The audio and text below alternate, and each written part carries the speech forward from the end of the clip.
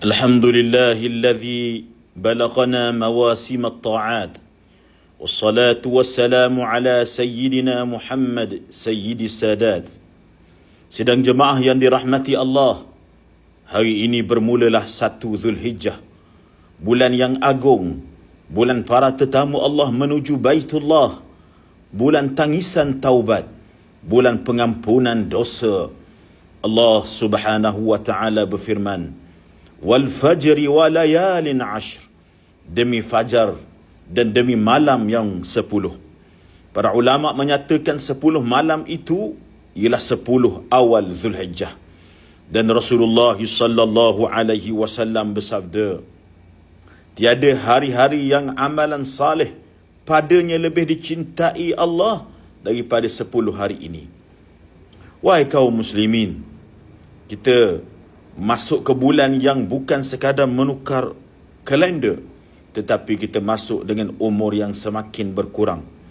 Berapa ramai yang Zulhijjah tahun lalu masih hidup, tetapi hari ini mereka sudah berada di alam kubur. Allah.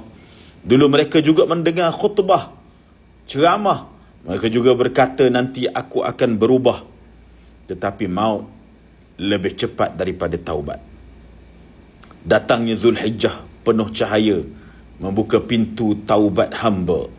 Yang berdosa jangan berputus asa, rahmat Allah luas selamanya. Hari berganti, umur berkurang, kubur memanggil siang dan malam. Jangan tunggu jasad terbujur pulang, baru ingin sujud penuh penyesalan. Jemaah sekalian, mungkin inilah Zulhijjah terakhir buat kita. Mungkin tahun depan orang lain pula yang menyebut nama kita dalam doa arwah. Maka rebutlah hari ini dan hari-hari Zulhijjah ini dengan zikir, istighfar, sedekah, salat, membaca Quran, banyakkan berselawat dan taubat sebenar-benarnya. Pergi ke kebun memetik bidara, daunnya gugur jatuh ke laman. Jika hati penuh dosa, kembalilah segera kepada Tuhan. Burung merpati terbang rendah, hinggap sebentar di pohon sana. Selamat datang bulan Zulhijjah, moga diampun dosa-dosa. Allahumma ballighna fadla ashri Zulhijjah. Allahumma ighfir lana wa liwalidayna wa lil muslimina wal muslimat. Wa sallallahu ala sayyidina Muhammad wa ala alihi wa sahbihi wa sallam. Jom bersama dengan saya Ustaz Mekah.